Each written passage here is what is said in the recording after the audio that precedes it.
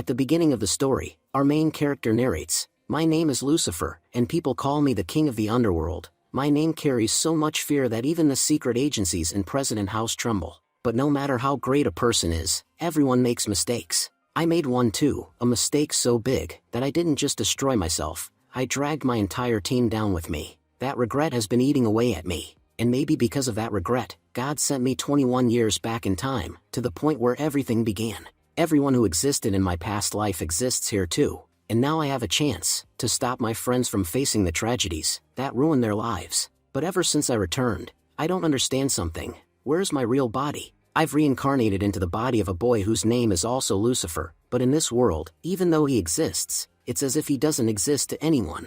If everything in this world is the same, then where are my original body and my family? Now I have only two missions: save my people and find my real body. I thought this journey would be simple, but the dangers ahead are far beyond what anyone could imagine. I can't live like a normal high school student. I can't flirt with girls like everyone else, because even here, gangsters, the underworld, and military forces still won't leave me alone. And because of them, the king is forced to return to his old battlefield.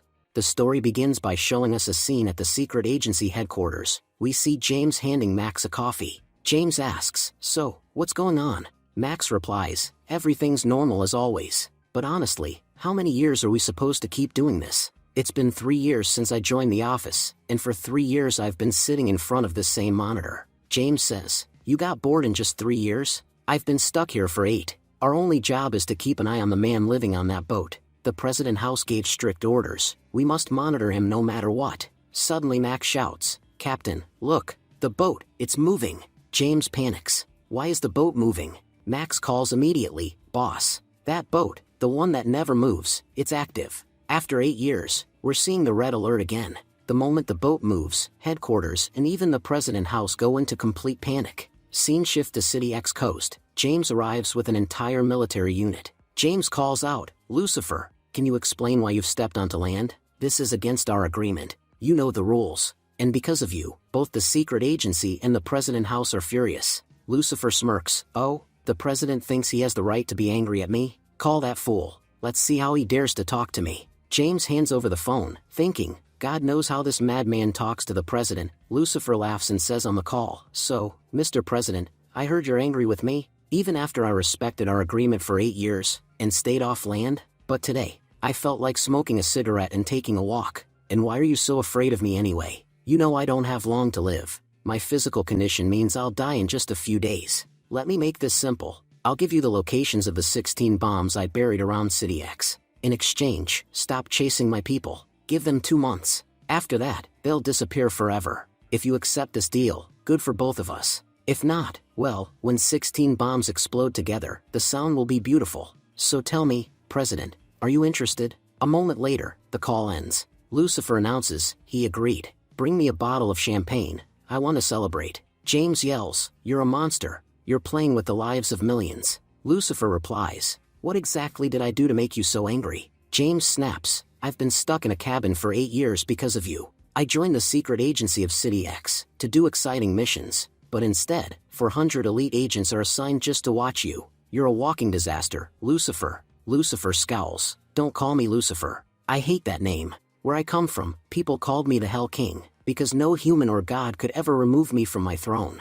James warns, "Lucifer, you're not leaving today. Once I capture you, this nightmare ends." Lucifer laughs, "After sitting for 8 years, you think you can catch me? The President House knows exactly how powerful I am. That's why they treat me carefully. And like I said, I'm dying soon anyway. I know exactly when and where my death will come. You'll only need to watch me for 5 more years." James shouts to his soldiers, "Everyone stay alert. He's extremely dangerous. He once killed 800 elite soldiers with his bare hands. He's no less dangerous than a bomb himself." Lucifer thinks proudly, "Even in my final days, I'm still fooling the people of City X." Scene shifts to City Y. We see billionaire William walking out of his building. He says, "I don't care about ordinary people. Withdraw my 10 billion immediately. If normal people lose their money, that's their problem." Suddenly, a sniper shoots William dead. The sniper girl says, "My job is done. Boss Lucifer will definitely be very happy." We see that this girl's codename is Firefly. Calling someone on the comms, Firefly says, "That toy you gave me was amazing. I killed William even before he could commit fraud. But I'm really annoyed. Because of him I had to waste so much time. Anyway, tell me what my next task is, Fox replies. There won't be any next task. Boss said everyone must go underground. Firefly shouts, are you crazy? How long are we supposed to stay underground? Fox responds, Boss sent a recording. From today onward, we will never take another task. From now on, we have to live normal lives. Firefly snaps, stop talking nonsense. Boss is still alive. He would never say something so stupid. Fox says softly, we all know Boss. If he said that, then we already know what must have happened to him. Firefly begins to cry. So that means, Boss is at his end. Fox says, Boss said he's going to hell alone. But we must live good lives, so that one day we may go to heaven. Alright, Firefly, we will meet again in the next life. Firefly steps out of her car, trembling. She begins destroying all her equipment. Then, stabbing herself, she murmurs, without Lucifer, his team has no meaning. And just like that, the first member of Lucifer's group goes offline forever. Scene shifts to City Z. Inside a plane sits the second member of Lucifer's team, Hummingbird. Hummingbird says, Boss said he's heading to hell. Fine then, wherever he goes, we will follow. She immediately crashes the plane deliberately. One by one, every member of Lucifer's group begins going offline. Crying, Fox says, if everyone is gone, then it's time for me to go offline as well. Scene shifts to a high school classroom. We see Lucifer, thinking, where have I ended up? The narrator explains, today's date, December 23rd, 2000. Lucifer has traveled 21 years back in time, and is now studying at Jingling City High School. Looking around, Lucifer thinks, this place doesn't look like hell at all. Looks like I really came back in time. The teacher yells, Lucifer, what are you doing? Get out and stand in the hallway. Standing outside, Lucifer thinks, this place is really strange. I never imagined I'd be thrown into a school full of teenagers in the past. God, is this punishment, or a reward? Suddenly a student runs by shouting, look, a girl is falling from the building. Lucifer steps forward and says, I'll catch her. But the girl ends up falling directly on top of him. Her name was Sun Mei. Later, both of them were in the principal's office. Looking at her, Lucifer thinks, good thing she only fell from the second floor. If it were any higher, I'd be reincarnated again. Principal Sun enters and asks, Lucifer, are you alright? You didn't get hurt, did you? Lucifer replies, no, Sun Mei fell on me, but I'm fine. You could even say, I saved her. Principal Sun turns to his daughter, Sun Mei, tell me, how did you fall from the building? Sun Mei says, I was standing on the railing, but suddenly my foot slipped, and I fell. Dad, I swear it was an accident. I wasn't trying to commit suicide. Lucifer thinks, so this girl really is his daughter? Should I ask if she is adopted? Because they don't look related at all. Principal Sun says, Lucifer, thank you so much for saving my daughter. If you're hurt or feel unwell, we can check you here. Lucifer says, no, Principal, I'm completely fine. I'll be going now. Principal Sun adds, if you ever need anything, don't hesitate to ask. Lucifer turns back and says, actually, Principal, I do need a small favor. Could you lend me 50 yuan? My bike ran out of fuel, and I need to buy some. After getting the money, Lucifer returns home. He thinks, this world really is strange. Inside the house, he checks the personal documents of the boy, whose body he's in.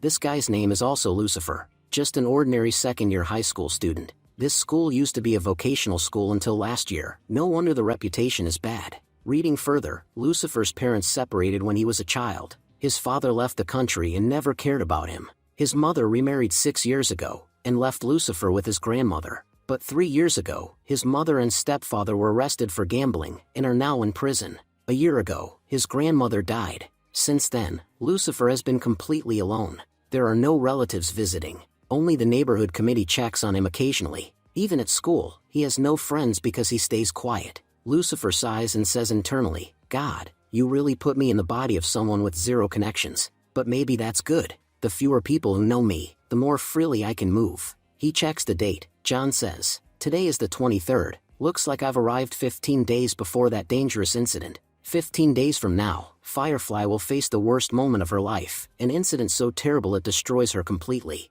No matter what, I have to save her. But Firefly lives in Seoul, South Korea, and I'm stuck here in Jingling City, China. I don't have money, I don't have a visa, and going there through official means is nearly impossible. I'll have to come up with some trick to get there. That night, Lucifer sits cross-legged, trying to focus his power. He thinks, I'm so weak, I can't even move this water with my power. Meanwhile, Sun Mei was thinking, just because I wanted to look at Lucifer, I fell from the railing today. Ugh, this is so embarrassing. She suddenly blushes. Wait, why am I blushing? I didn't give him a love letter. He gave it to me, right? The narrator explains. Lucifer has reincarnated into the body of someone who shares his name. But now he needs to figure out where his original body is. Because if everyone from the past exists here too, Lucifer must also exist somewhere in this world. When Lucifer dials the number of his old home, the line says invalid. He goes to the house he remembers living in. A fat man opens the gate and says, "Little brother, who are you looking for?" Lucifer thinks, "My body isn't here either." Walking down the street, he mutters, "My old house number doesn't work, and strangers are living in my home. What is going on?" He stops at a shop. "Give me a pack of cigarettes." Then he realizes, this shop is exactly the same as in my past life. Even that fat guy, in my past life he used to bully me. If everything is the same, then where's my body? He sighs dramatically. I get it. The writer messed up. Writer, show yourself and explain how I got here, whose body this is, and where you hid my real body. Suddenly, the writer actually appears beside him. The writer says, "First, calm down. This story cost me a fortune to create, and you want me to reveal everything in one chapter? I'll tell you where your body is, and why you ended up inside this one, but you need to be patient." Next day, at school, everyone was whispering while looking at Sun Mei. Did you hear? Lucifer gave Sun Mei a love letter. He's so bold, he actually confessed to the principal's daughter. Isn't he afraid her father will break his legs? Blushing, Sun Mei thinks, that stupid letter. Now I've become so famous at school. I need to clear this up before Dad hears about it. Approaching Lucifer, she says, are you free for a moment? Lucifer replies, yeah, what happened? Sun Mei says, the love letter you gave me the day before yesterday. I read it. I'm sorry, but I can't accept your feelings. I need to focus on my studies. I can't get involved in these useless things. Lucifer thinks, so the original owner of this body wasn't a coward after all. He really confessed to the principal's daughter? Impressive. Sun Mei continues, I'm talking to you. I rejected you. Why are you smiling? Please don't do anything in the future that will make things worse for me. Lucifer says, all right, I understand. Sun Mei nods, we're students. We should focus on studying. Lucifer says, you're right. By the way, what were your midterm grades? Nervously, Sun Mei replies, I ranked 196th in the whole school. Lucifer says, yeah, you definitely need to study. That's a terrible rank. He thinks, this school barely has 300 students. No wonder she's stressing, she really is terrible at studying. Walking away, Lucifer says, focus on your studies. Good luck. Sun Mei stares at him, confused. I came here to reject him, but why does it feel like he rejected me? The teacher enters and says, attention, everyone. Next month, on the 10th, we will have a competition with Yanbian School. If anyone wants to register, check the notice board. You will need your parents' signatures and a 150 yuan fee. Lucifer thinks, Yanbian, isn't that near North Korea? If I go there, I can cross the border and reach Seoul. I guess I have to participate to save Firefly. He raises his hand, teacher, I want to sign up. The teacher looks shocked. Are you sure you want to join the math competition? You have the worst math scores in the entire school. Students laugh. Looks like Lucifer is on cheap drugs again. The teacher continues, open your books, we'll continue the lesson. Later, in class, Lucifer was sleeping during the lecture. Two students whisper, if we don't talk to him, the others will beat us up. Lucifer wakes and mutters, school is so boring. Those boys approach him, Lucifer, do you want to go to the PC cafe with us? Lucifer stands up, yeah, I slept enough. Time to get some work done. At the PC cafe, Lucifer keeps losing in the game. He thinks, I should have played games in my past life. This is so boring. Suddenly, someone grabs his shoulder and says, hey, bastard, your name is Lucifer, right? Come with me. I need to talk to you. Let's go to the alley. In the alley, the guy says, you two did well. You can go now. Lucifer asks, why did you bring me here? The guy lights a cigarette and replies, my name is Jiao Da, but around here everyone calls me Brother Da. I heard you gave Sun Mei a letter 2 days ago. Don't you know Sun Mei is someone's girlfriend? Are you tired of living, giving her a love letter like that? Lucifer thinks, that cute girl, with this gangster? What has happened to girls' taste these days? Lucifer says, really? Sun Mei is your girlfriend? Jiao Da replies, not yet, but she will be soon. Now you know what you need to do, right? The other boys add, are you stupid? Brother Da is talking to you. You should answer him properly. Lucifer says, I'm tired of answering with words. Now I'll answer all of you with my hands. He thinks, finally, a chance to use my fists. Scene shifts to Sun Mei. Sun Mei says, Mom told me to deliver Dad's dinner. She then spots Lucifer sitting near some bicycles. She thinks, why is he sitting here? What is he doing?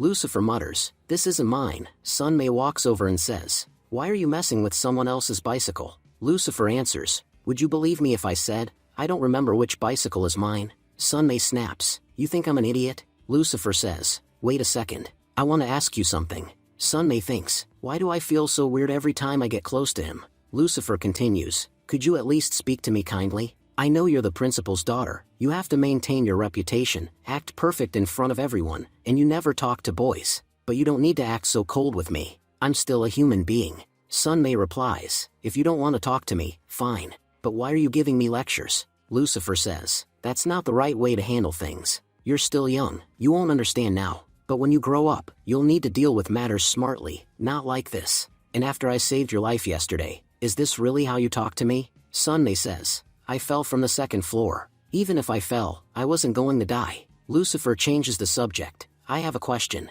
Do you know a guy named Jiaoda?" Sunmei replies, "Yes. He stopped me outside school twice. Dad chased him off both times. He's a thug. He keeps trying to follow me." Lucifer says, "Well, he won't follow you anymore. I've dealt with him quite thoroughly." Scene shift to Jiaoda in hospital. Jiaoda lies bruised and bandaged, shouting, "That bastard Lucifer, he's a monster." Back to Lucifer and Sunmei. Lucifer says, "Look, I helped you a lot. Now I need you to help me. Do you know about the NBN competition?" Sunmei asks, "Why are you asking about that? And stop touching other people's bicycles. That one on the side, that's yours." Lucifer asks, surprised, "How do you even know which one is mine? We aren't even in the same class." Sunmei replies, flustered, "I just happened to see it once." Lucifer smirks, "Oh, so are you following me?" Sunmei turns red, "Stop talking nonsense. Answer my question. Why do you care about the competition?" Lucifer says, "I want to participate, but I'm not qualified." Sunmei asks, "You want to go to Yanbian too?"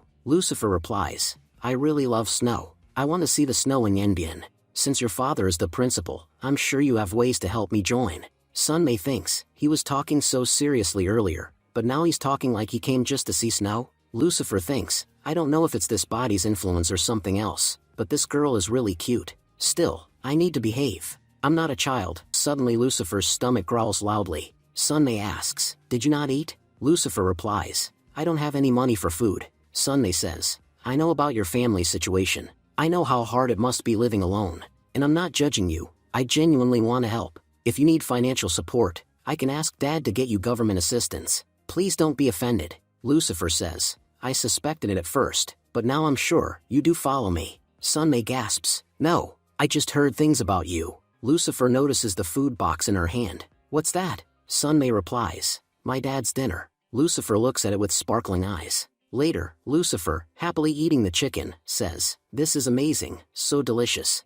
Meanwhile, Principal Sun wonders, why is there only one chicken leg today? Aren't there usually two? At home, Lucifer trains intensely. He thinks, the best way right now is to strengthen my body. Seoul is 1,800 kilometers from here, and there's a military zone between Yanbian and Seoul. To cross it, I need to be much stronger. Next day, at school, Lucifer arrives at the education department. He thinks, Mr. Liu isn't part of the teaching staff. He was sent here by an education company. Our school's success rate is so low, they might privatize it soon. That's why Mr. Liu works here, and he holds a lot of authority. I need to talk to him. Mr. Liu says, "So, what can I do for you?" Lucifer answers, "Mr. Liu, I couldn't sign up for the NBN tour, but I heard there's still a spot open for a student representative." Mr. Liu replies, "To become a representative, your grades must be excellent, and you need signatures from both the principal and your homeroom teacher. If you have all that, then you can join the tour." Lucifer quietly places an envelope on the desk.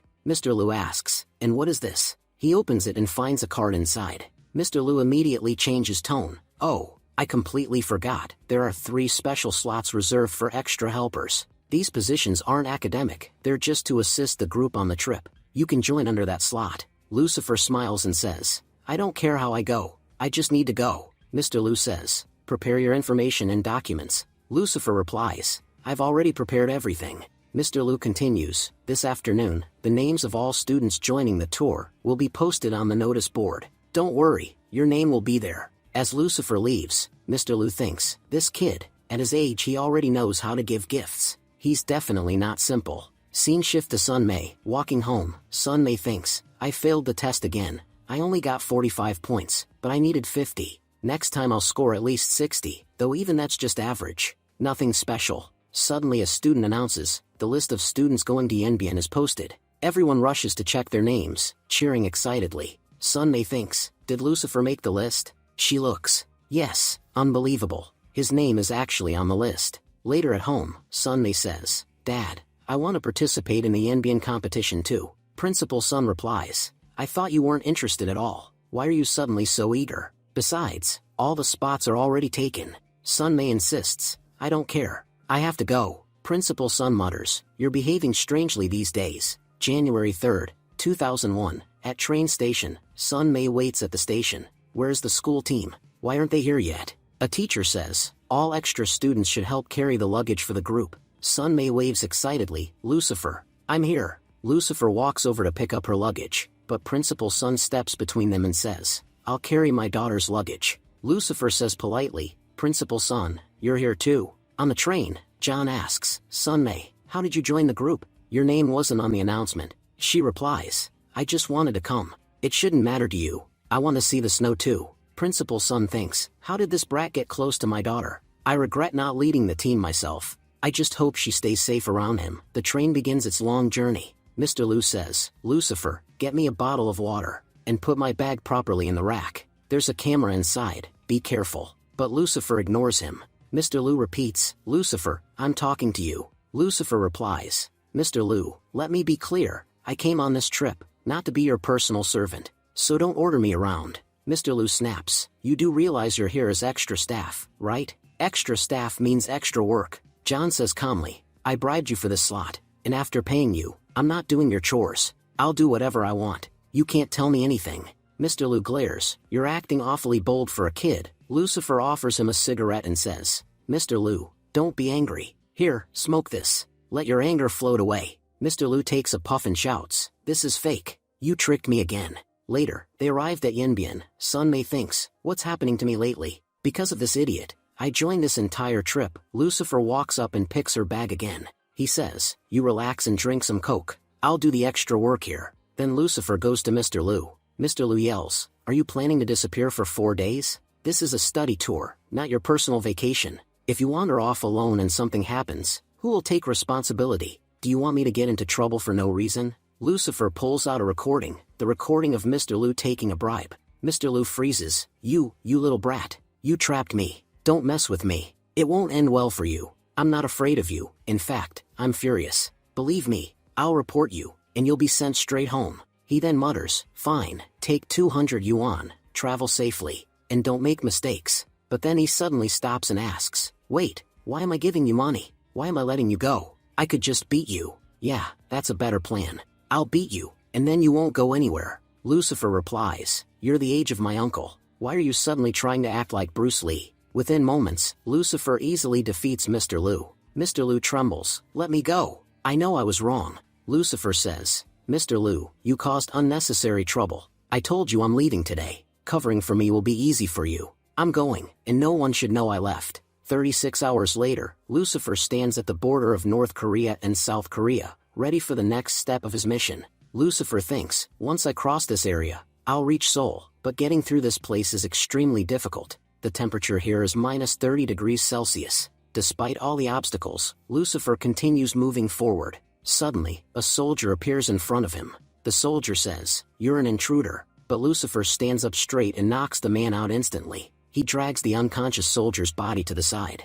At the lighthouse, guards talk. I think there was some movement. The second guard says, it must have been a bird. If it were a human, we'd have seen it in the searchlight. Cutting through the border fence, Lucifer thinks, this untrained body is really weak. When I get home, I must train again so I can become stronger. He eats a chocolate bar and thinks, I need calories so I can keep moving, and spot the mines clearly on this field. For most people, crossing a minefield is extremely dangerous. But for Lucifer, this is easy. In my past life, I crossed so many minefields I lost count. Stepping carefully, Lucifer says, just 30 meters more, then I'll be past the minefield. But then he loses balance. His foot lands directly on a mine. Lucifer thinks quickly, I've applied 3 kilos of pressure on this mine. If it explodes, the blast radius will be about 2 meters. If I lift my knee even slightly, it'll blow up violently. He whispers, I need to keep constant pressure and free my body at the same time. He starts tying down the mine's trigger cap. After several minutes of careful work, Lucifer thinks, good,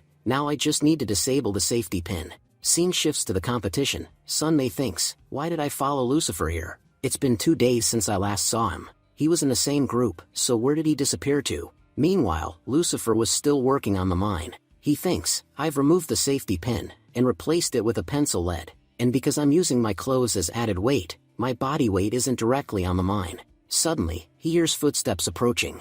Lucifer mutters, God, I've only been reincarnated for a few days. Why are you already trying to kill me? He jumps sideways off the mine just in time. No one's here. Good. He leaps again and lands inside a bunker. This place looks safe, at least there are no mines here. But 2 officers enter the same bunker. One officer shouts, there, an intruder, catch him. Lucifer charges forward and kills one of them instantly. He throws a knife at the second officer. 1 down, 1 more to go. The remaining officer says, I'm not that easy to kill. I'll finish you. Lucifer replies, you're pretending to be powerful. He attacks and kills him too. Lucifer says, at least I'll get some clothes out of this. He puts on their uniform, and finally crosses the border safely. Lucifer thinks, today is January 6th, 2001. The dangerous incident with Firefly will happen soon. I must save her somehow. He takes a taxi and says, take me to a Gujong. He reflects, my story with Firefly began with a mission. That's when we are shown a flashback of Lucifer's past life. Lucifer once received a mission to assassinate a businessman in Seoul, named Haju. Killing him carried a reward of 50 million. Lucifer eliminated Haju's guards with ease, and reached the room, only to find Firefly already there, pointing a gun at Haju. Lucifer narrates, that was the first time I ever saw Firefly, Lena. Lena says, you're his bodyguard? You took too long to get here. Lucifer warns, no, don't do it, but Lena shoots Haju. Outside, bodyguards shout, our boss is in danger, get inside. Lucifer grabs Lena and runs. The guard shouts, stop right there, but Lucifer kills them, and escapes with Lena to his safe house. He tells her, this is my safe house. No one can find it. Now tell me, what were you doing there? The narrator explains, when Lucifer first met Firefly, she was mentally unstable and dangerously reckless. Lena smirks, so no one ever comes here? Does that mean you can do anything you want to me? Lucifer thinks, this girl is really strange. Suddenly, Lena attacks him. Lucifer grabs her by the neck and knocks her out. Later, Lucifer ties her up, and hangs her in the safe house. Don't scream, your voice is extremely irritating. The next day, Lucifer unties her. He says, are you crazy? You were tied up all night, and still won't calm down? Lena asks, why did you save me? Just because I'm pretty? I know what you really want from me. Lucifer replies, you're just a scared kid, who tries to look fearless in front of others. Lena said, I saw you yesterday. You're incredibly strong, you killed a lot of skilled bodyguards in one go. Lucifer replied, well, I don't like bragging, but there are very few people in this world who can match me. If you mention the name Lucifer in the underground world, everyone trembles. Lena then knelt down and said, sir, please help me. I want revenge. I need to kill those people. I'll do anything you say. I can give my life. I can even give up my body. Just please help me get my revenge. Lucifer narrated, and so, I trained Lena for 2 years, so she could take her revenge successfully. After 2 years, Lena had become strong enough to do it. And she did. Crying, Lena said, Dad, Mom, Brother, I miss you all so much. But wherever you are, I hope you can rest peacefully now, because I've killed the people who took your lives. Lucifer walked toward her and said, you did well. Lucifer continued narrating, after she took her revenge, Lena finally told me what really happened to her on January 6, 2001, and why she became obsessed with revenge. Lifting her up, Lucifer said, get up. You still have training to do. Although, this is the first time I've seen someone cry while sleeping. Lena held his sleeve and said, can you sit with me for a little while? I'm scared that if I wake up in the middle of the night, I might shoot myself, Lucifer said. You're carrying a lot of pain inside you. Tell me, what's your story? Lena said, this is the first time I'm telling my story to anyone. It happened on January 6, 2001. I remember it clearly. It started like a normal night. My brother had gotten into a fight at school, and Mom was scolding him. Suddenly, a group of gangsters broke into our house. They killed my father, and took all his assets. Then they came toward us. My brother tried to protect us, but they killed him right in front of me. Tears streamed down her face as she continued. I saw the person, who protected me my whole life, die before my eyes. Then they did horrible things to my mother, things no human should ever do. They used her body, and then stabbed her repeatedly, until she died. After killing her, the one who stabbed her, dragged me to the yard, and did the worst things imaginable to me. My mom used to grow sunflowers in that yard, telling me they would protect me someday, but right there, among those same sunflowers, the worst moment of my life happened. Angrily, Lucifer said, "If they killed everyone, why did they leave you alive?" Lena replied, "Probably because I was beautiful. They wanted to keep me as a captive. They were taking me away, but I got a chance to escape and jumped into a river." Lucifer asked, "And what happened after that?" Lena said, "After escaping,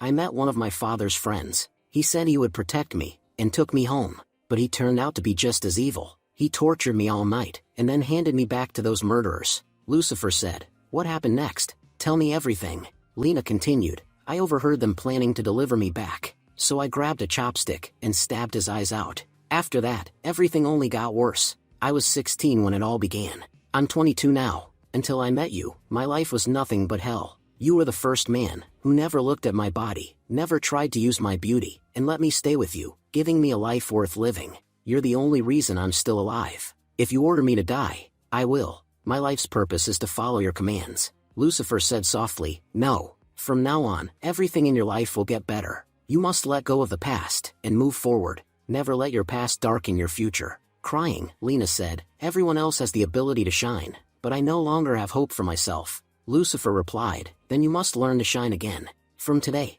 I will call you Firefly, because you will bring light, not only to your own life, but to others' lives too." Scene shifts to present. A driver said, "Sir, wake up. We've reached Apgujeong." Lucifer stepped out of the taxi. "My destination is here." At the same time, Lena walked out of her school and bumped into someone. She said, "Are you blind? Watch where you're going." Lucifer grabbed her ear lightly and said, "You shouldn't speak like that." Lena snapped, "Who are you? And how dare you touch me?" Lucifer said, "Firefly, it's been a long time since we met." Lena frowned. "Firefly? What are you talking about?" Lucifer placed a hand on her shoulder and said, "I am someone who came back from hell to help you. I came to wake you from your nightmare." Lena instantly kicked him and ran. "Pervert! Stay away from me." She rushed to a police officer and said, "Officer, that guy over there is bothering me." But when she turned back, nobody was there. Lena muttered, "He was just here. Where did he go?" January 6th, 6 p.m., National Intelligence. An agent said, "2 of our soldiers were found dead at the border,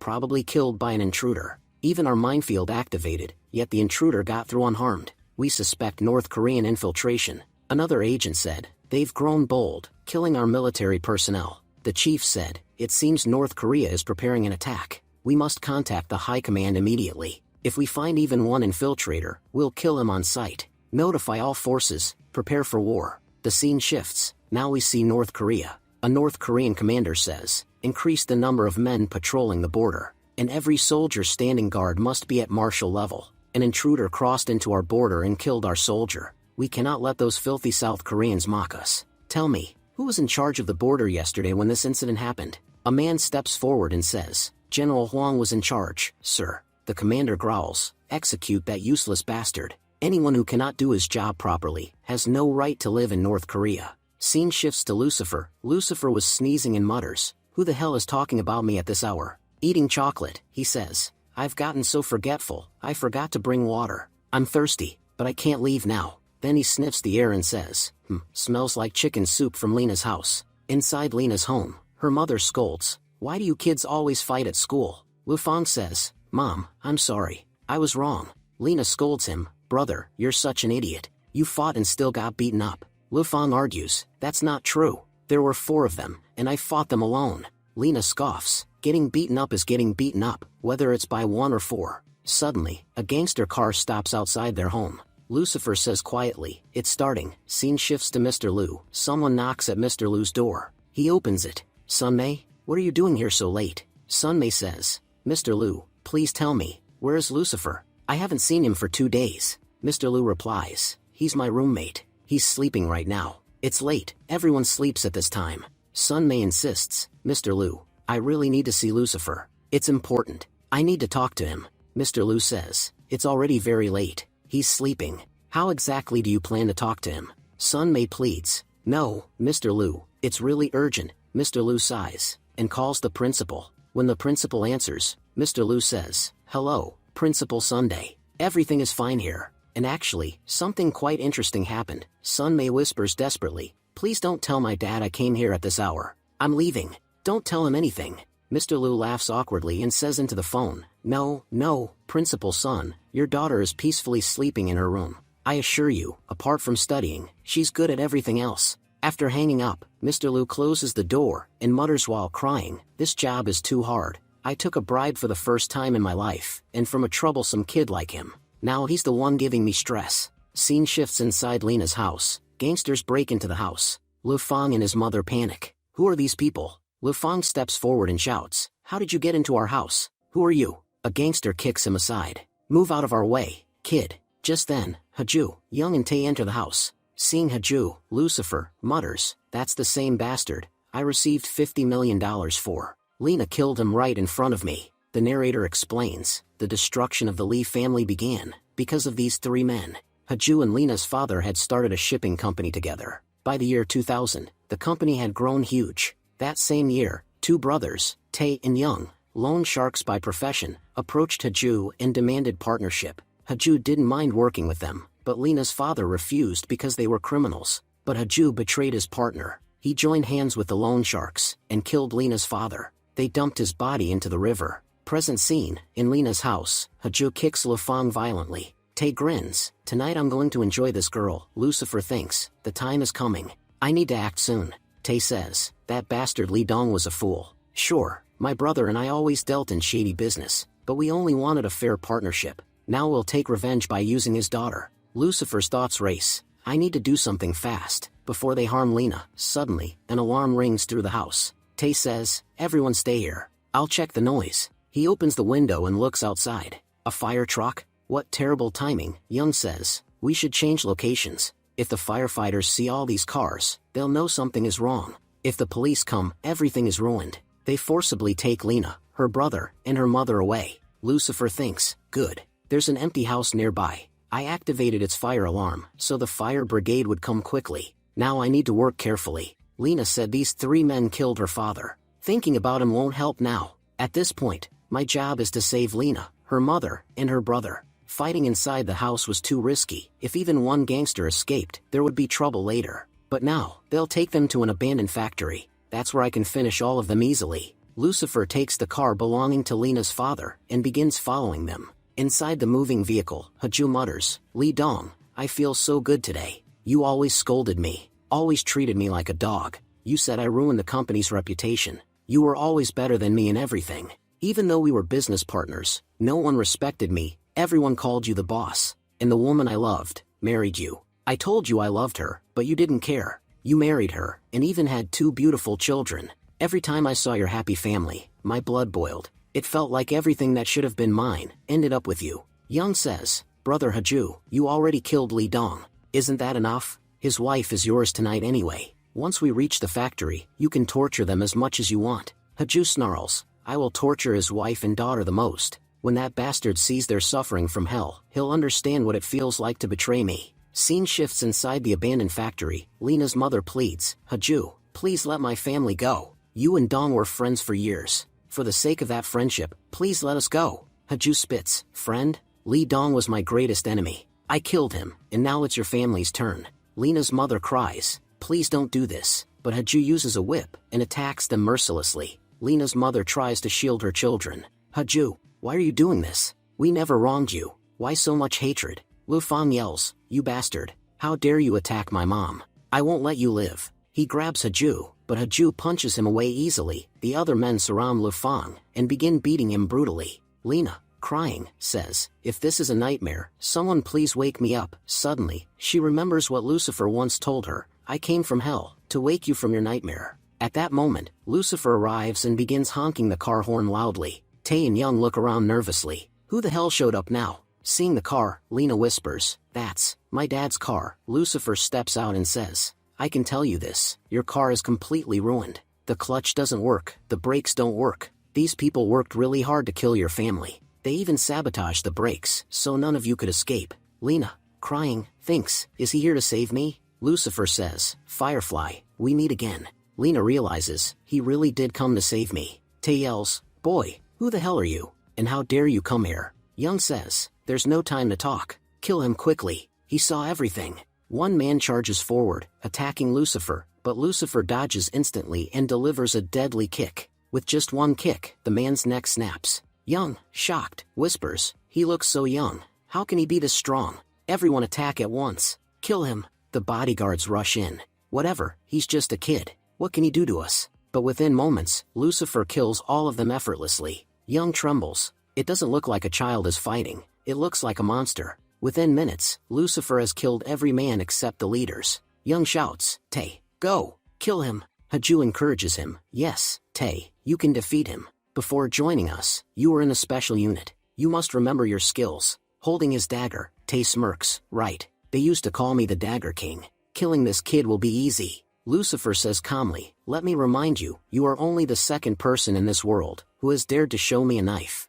Do you know what happened to the person who showed me a knife last time?" Tay growls, "I don't care. I'm going to kill you today." He slashes at Lucifer's throat, but Lucifer dodges without effort. Tay steps back, sweating. "Unbelievable, your skills are incredible for your age. You can dodge every attack." He keeps attacking, but nothing touches Lucifer. Lucifer says, "Your skills are pathetic. Who even recruited you into a special unit?" Tay yells, "Stop talking nonsense." He attacks again, but Lucifer punches his hand, disarms him, grabs the dagger, and slashes Tay's throat. Tay collapses, dead. Lucifer says, "That's one more gone. Who's next?" Haju panics. "Tay is dead. I need to run." Lucifer says, "Running? In front of the greatest assassin in the world? What a joke." He throws his bag at Haju. The impact kills him instantly. Young freezes in shock. "This kid's bag was filled with bricks." Lucifer says, "What did you expect? Books? All your men are dead. You're the only one left." Young grabs Lena and holds her hostage.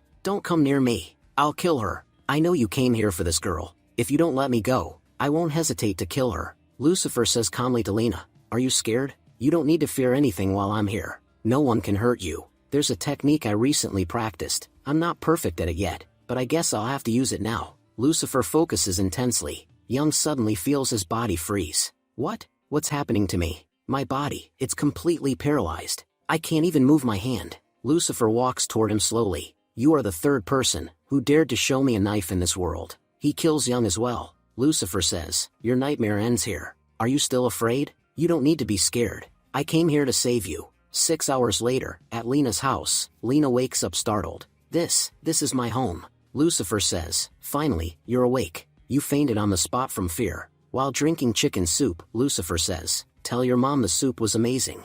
Also, can you give me my jacket back? When you fainted, I thought you'd get cold, so I put it on you." When Lucifer tries to retrieve his jacket, Lena clings to it, refusing to give it back. Lucifer sighs, "Firefly, the jacket is mine. You have to return it." Lena finally lets go, and Lucifer puts it in his bag. He says, "I heated the soup again.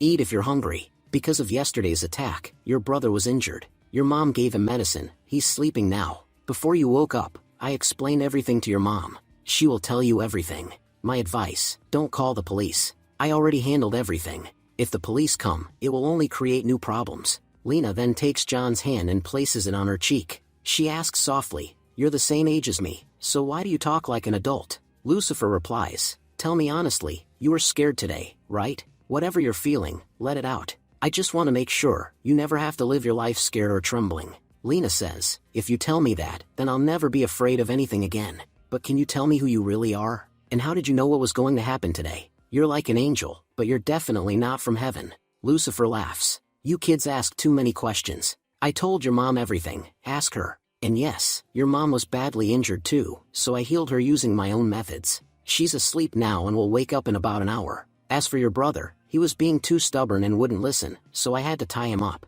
Then John lightly pulls Lena's ear and says, "Listen to me carefully, study properly from now on, and never use bad words for anyone. There's no need for you to grow up too fast. Don't ever get tattoos, they don't look good on children. And don't start drinking or smoking either, those habits will ruin you." Lena answers, "I remember everything you said. I'll do it all, but please tell me, what is your name?" Lucifer replies, "When the time is right, you'll know who I am and what my name is." Lena asks, "Are you leaving now?" Lucifer says, "I told you, I don't have much time.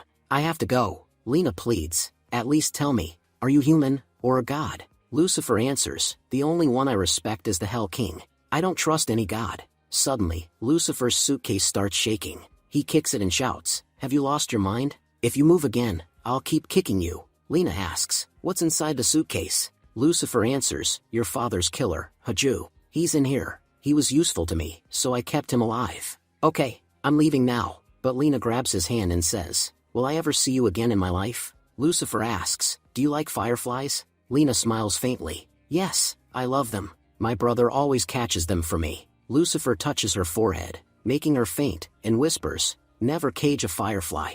A trapped life is a terrible life. Later, Lena wakes up crying, please, don't go. She looks around. He's gone. She remembers the instructions he gave her. He told me to do some things. I should make a list. While writing, she thinks, how can I find him? He told me almost nothing about himself, except that he follows the Hell King, and his t-shirt had Chinese writing on it. She remembers, there's a Chinese dictionary in my brother's room. I'll check whether that writing was Chinese. When Lena enters her brother's room, she says, oh, his shirt said Jingling District. Then she notices her brother hanging out the window. Li Fong screams, please someone save me. That crazy guy tied me up here and left. Scene shifts to Haju's house. Lucifer opens the suitcase and says, it's time for you to come out. Haju trembles. Who are you? No human packs someone into a suitcase like this. Lucifer drags him out. You don't think I'm human? Fine, I'll show you what being a monster really is. But first, open this safe for me. Haju says, I won't do it for free. Promise you'll let me go.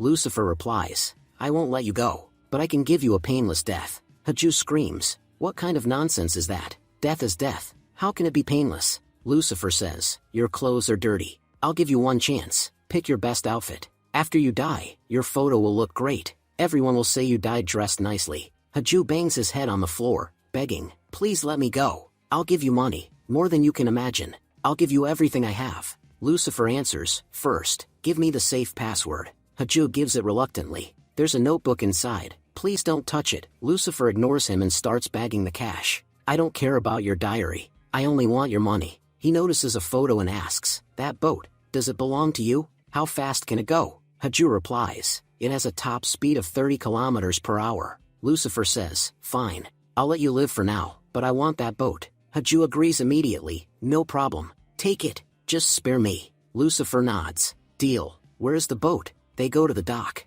Lucifer also brings a bald man onto the boat. The bald man shouts, you must be mistaken. Why did you bring me here? Haju thinks, this bastard tricked me. Lucifer says calmly, I make no mistakes. Your name is Young-won, right? In your previous life, your best friend's daughter came to you for help, and instead of helping her, you did horrible things to her. Now I'm going to punish you for that. The bald man shouts, are you crazy? What previous life are you talking about? I've never done anything wrong. Lucifer replies, you'll understand after you reach hell. You'll remember exactly what you did. Saying this, Lucifer ties both Haju and the bald man together with a rope, and throws them into the water. Lucifer says, once they reach hell, who will judge them? I'm the king of hell, after all. Suddenly, Lucifer's nose begins to bleed.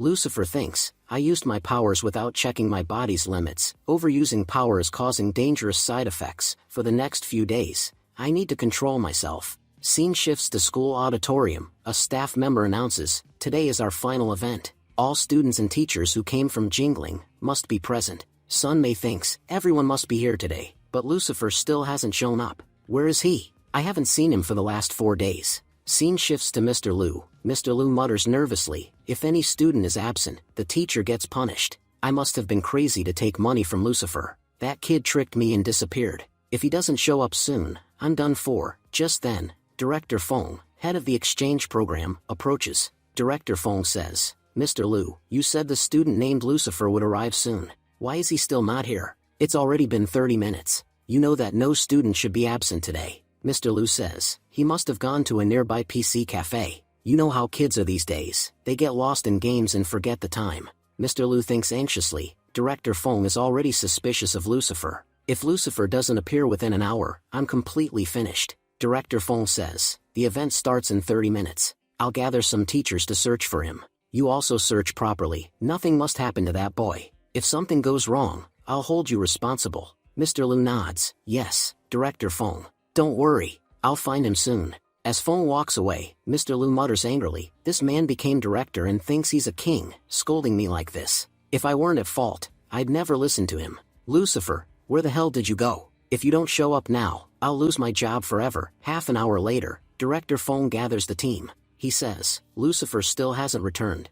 Sunmei says, "Teacher, we should report this to the police. A student is missing, in a foreign country. Who knows what situation he's in?" Director Feng thinks, if the police find out a student went missing, all the responsibility will fall on me. The education department will blame me for failing to supervise the students. I could lose my position, Sunmei says firmly. I haven't seen Lucifer for 4 days. I'm sure he's missing. Why are you hesitating? Call the police before something happens to him. Director Feng replies, before calling the police, let's search one more time. Maybe he's somewhere nearby. Then he asks, Mr. Liu, since Lucifer shared a room with you, did he ever mention having any relatives here? Maybe he went to stay with them? Mr. Liu answers, I'm sorry. I don't know anything about that. Director Feng says, fine. Then where are his belongings? Mr. Liu replies, in his room, sir. Director Feng says, good. Let's go check his room. Maybe we'll find a clue. They arrive outside Lucifer's room. Mr. Liu is trembling inside. It's all over for me. Director Feng snaps, why are you wasting time? Open the door. Just then, the door slowly opens. Mr. Liu cries in relief. Oh, thank God, you're back. Sunmei sees him and gasps, Lucifer, why aren't you wearing any clothes? Director Feng demands, Lucifer, tell me where you disappeared to. Lucifer answers calmly, I went to a PC cafe for a while. I lost track of time while playing games. Please forgive me. Director Feng shouts, you have no discipline. This is a foreign country. You can't do whatever you want. How can a student behave like this? When you return to school, your class teacher will punish you. You will write a full report, and read it in front of your entire class. As Lucifer stares intensely at Mr. Liu quickly steps forward and says, Director Feng, don't be so angry. He's just a child. The event is about to start. Let's go now. Director Feng sighs. I have a lot of work today. Fine, but handle him properly. Mr. Liu says, don't worry, Director. I'll get him ready and bring him. After Feng leaves, Lucifer smiles and says, Mr. Liu, you're a good person. Mr. Liu snaps, you almost cost me my job. When we return, the director will file complaints about me. Lucifer replies calmly, you did the right thing. That's why I deleted the voice recording. From now on, we'll get along just fine. I'm a good person after all. You can trust my words. Mr. Liu sighs, fine, I'll trust you. Later that night, Lucifer steps outside his room and knocks on a door. A girl steps outside and says, Lucifer, what are you doing here? Lucifer asks, where is Sunmei? The girl replies, she's taking a shower. Did you come here to see her? Lucifer says, do one thing, tell her I'm waiting for her on the rooftop. On the rooftop, Sunmei arrives. Lucifer says, look, it's snowing. I told you, I only came here to watch the snow. Then he calls her closer and hands her a can of Coke. Sunmei says, if I drink this so late at night, I'll get fat. Lucifer replies, it's fine. You can gain a little weight. As she drinks the Coke, she thinks, this guy is so strange. He got scolded so badly this morning by the director, yet he looks so happy right now. Lucifer says, you know, I'm in a really good mood today. Sunmei asks, how can you be in a good mood after being yelled at? Lucifer answers, because today I finally did something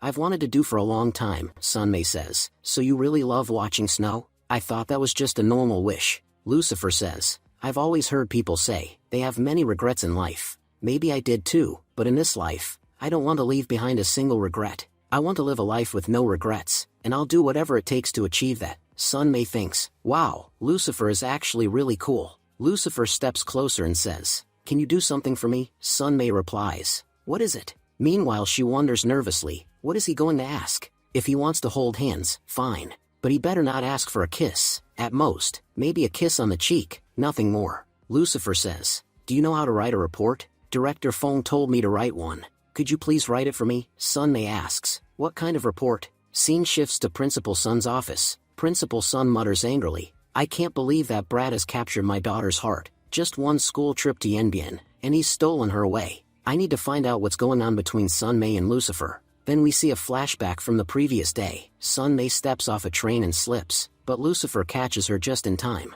At that moment, Principal Sun arrives. Sunmei says, Dad, you said you wouldn't come to pick me up. Scene shifts to present. Principal Sun says to himself, there's no way I'm letting that boy date my daughter. I must stop him. He walks into Lucifer's classroom. All the students whisper, Principal Sun never leaves his office. Someone must have done something really serious. I hope he leaves soon. We can't even breathe peacefully when he's around. Lucifer was sleeping peacefully in the back. He opens his eyes and says, there was a calm atmosphere here a moment ago. Why does it suddenly feel dangerous? He looks up and sees Principal Sun. Lucifer thinks, what is this old man doing here? Principal Sun announces, students, I have something to tell you. Your class teacher, Mr. Wu, slipped on the snow last night and got injured. Until he returns, I will teach your class. For the next 5 days, you will have tests. I will check how much of your coursework you actually know. Anyone who fails will clean the snow in the schoolyard. Lucifer thinks, why does it feel like he's aiming this announcement directly at me?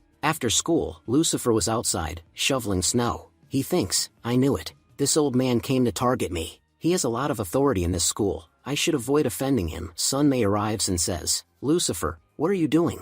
Lucifer replies, I failed the test, so I'm cleaning snow. But what are you doing here? Sunmei says, you must be thirsty. Here, drink some water. And how long will you keep cleaning like this? I had nothing else to do, so I'll help you. Watching them, Principal Sun cries dramatically, why do I feel like everything is going wrong for me? What does my daughter see in this boy? Next day, Principal Sun says again, Lucifer, you must clean the yard. Lucifer responds, Principal Sun, you can't send me today. I passed the test. Principal Sun snaps, you cheated. I saw you cheating, so you must clean the yard. Third day, Principal Sun says, Lucifer, go clean the snow. Lucifer says, but there wasn't even a test today. Principal Sun responds, as a student of this school, is it not your responsibility to help clean the snow? Fourth day, Principal Sun says, today also, you must clean the snow on the ground. Lucifer replies, but I got the top score on today's test, and I completed all my homework. Why should I clean snow today? Principal Sun says, I'm going to ask you a few questions. If you can't answer them correctly, you will clean the snow. He begins questioning, tell me, when was our school founded? Lucifer answers, 1997. Principal Sun asks another question, when is Sunmei's birthday? Lucifer replies, September 18th. Principal Sun says, so you pay attention to these things. That means you are cleaning the snow today. Fifth day, the class teacher finally returns, but at that moment Principal Sun enters the classroom again. Lucifer thinks, this old man again, but it's fine, I brought a broom with me. Principal Sun asks, why are you holding a broom? Lucifer answers, well, cleaning has basically become my daily job now, so I stay prepared. Also, the brooms in this school are such bad quality, so I brought one from home. Principal Sun says, put the broom away. It hasn't snowed in 2 days, so there's nothing to clean. Come with me to my office. I need to talk to you. In the principal's office, a police officer was waiting. He says, is your name Lucifer? Lucifer replies, officer, did you come to see me? Did I do something wrong? Principal Sun explains, Lucifer, this is Officer Zheng. He has come here from Longtan prison.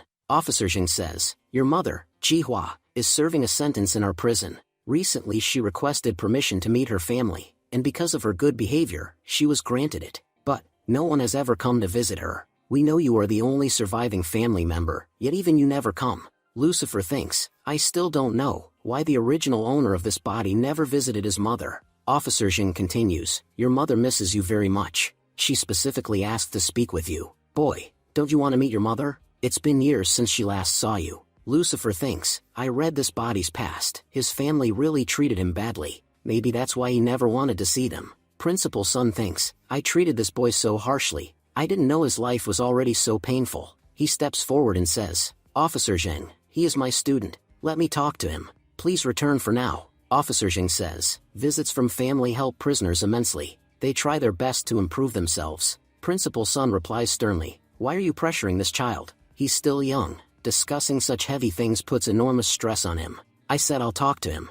If there's any decision, I'll call you. Officer Zheng nods and leaves. Lucifer thinks, so this old man actually has a good heart. After the officer leaves, Principal Sun sits beside Lucifer and says, I read your school records. Now I know everything. What happened in your family, what your mother and others did to you. I didn't know your life was so difficult. But listen carefully, you are a very mature child. Whether you want to meet your mother or not, the decision is entirely yours. Don't put pressure on yourself. Live your life freely. Also, it's late. No one is home cooking for you, right? Come with me, we'll have dinner together. At Sunmei's house, Sunmei was eating corn when the door opens. She says, Dad, you're back. Lucifer steps in behind him and says, and I came with your dad. Seeing Lucifer, Sunmei instantly blushes, and runs to her room. Sunmei thinks, I didn't expect Lucifer to come home with Dad. And I was sitting there eating corn like that. He saw me dressed so casually. Meanwhile Lucifer thinks, she's actually really cute. Principal Sun thinks anxiously, why does it feel like I brought a wolf into my house?